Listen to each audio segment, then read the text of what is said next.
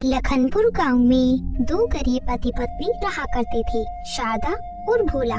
शारदा अपने घर के कामकाज किया करती थी और भोला बहुत ही मेहनती आदमी था और वो अपना घर चलाने के लिए सब्जी बेचा करता था। सब्जियां ले लो, सब्जियां ताजी ताजी सब्जियां ले लो। अरे भाई ताजा सब्जियां हैं, आओ आओ ले लो। इस तरह भोला गांव में घूम घूम कर अपनी सब्जियां बेचा करता था।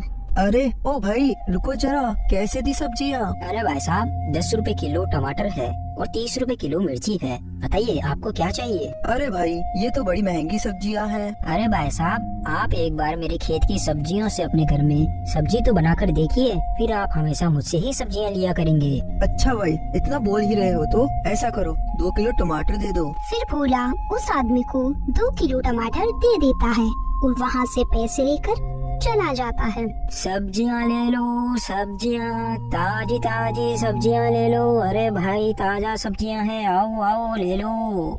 ऐसे ही भोला गांव में घूम घूम कर अपनी सारी सब्जियां बेच देता है। भोला अपनी सारी सब्जियां बेचकर अपने घर की तरफ लौट रहा था कि तभी अचानक से मौसम खराब हो जाता है। तेज तेज आंधी आने लगती है। हे भगवान, ये अचानक से मौसम कैसे खराब हो गया। चलो मैं जल्दी से घर चला जाता हूँ वरना बारिश में भीग जाऊंगा। फिर भोला जल्दी जल्दी अपने घर की ओर जाने लगता है। तभी तेज बारिश शुरू हो जाती है, लेकिन भोला भीगता हुआ जल्दी से अपने घर चला जाता है।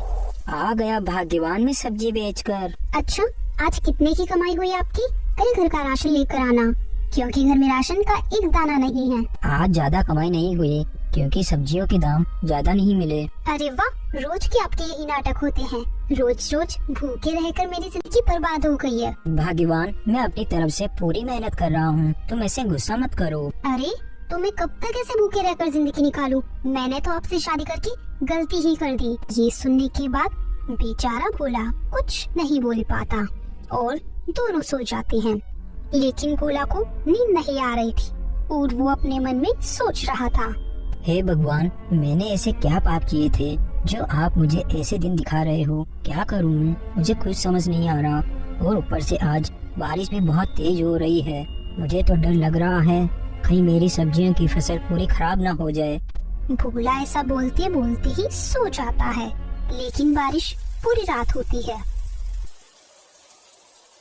अगले दिन सुबह होने पर भोला जल्दी उठकर अपने खेतों की ओर निकल जाता है और वहाँ जाकर देखता है उसके पूरे खेत में पानी भरा है।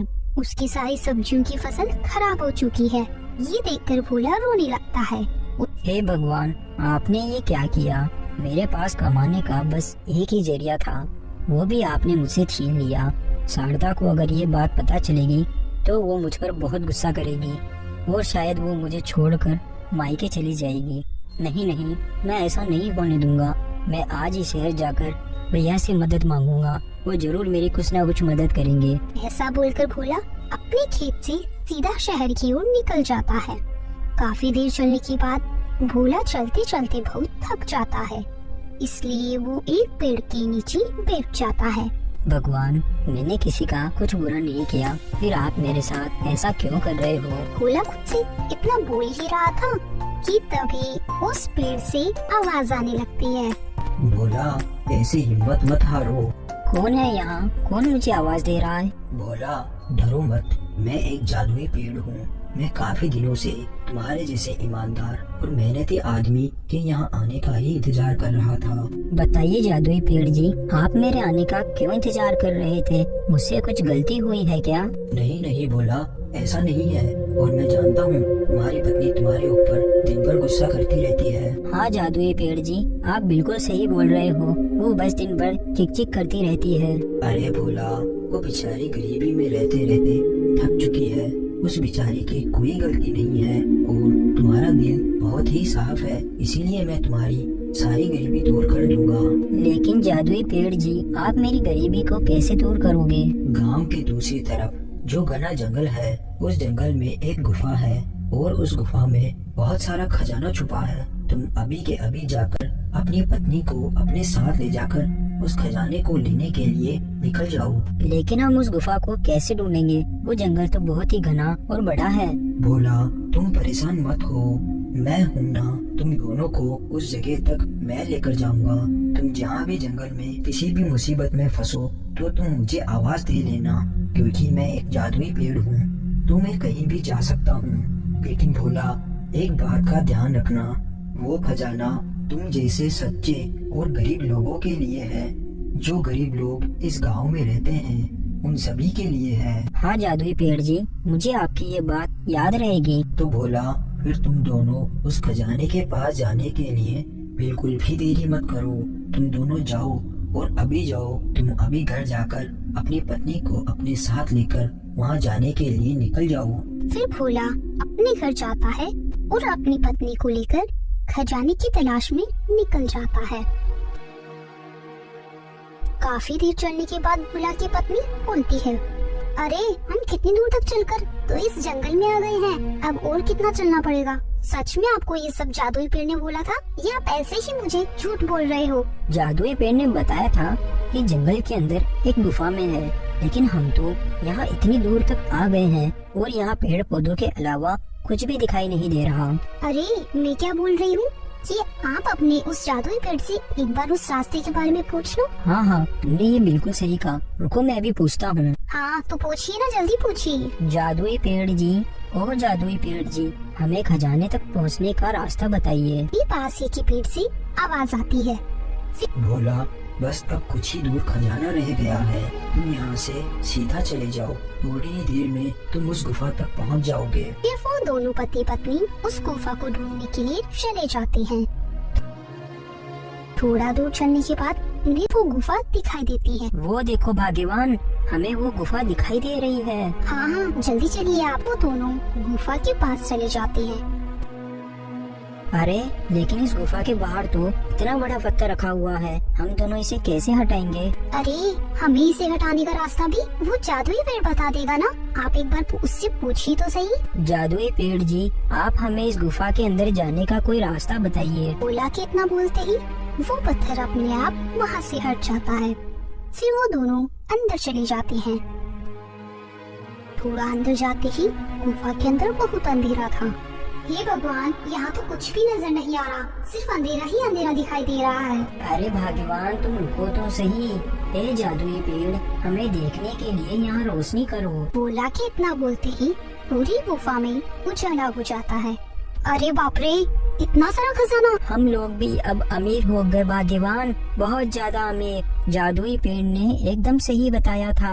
चलो चलो, अब जल्दी से खजाने को थैले में भरकर यहाँ से निकलते हैं। फिर वो जल्दी जल्दी खजाने को थैले में भर लेते हैं।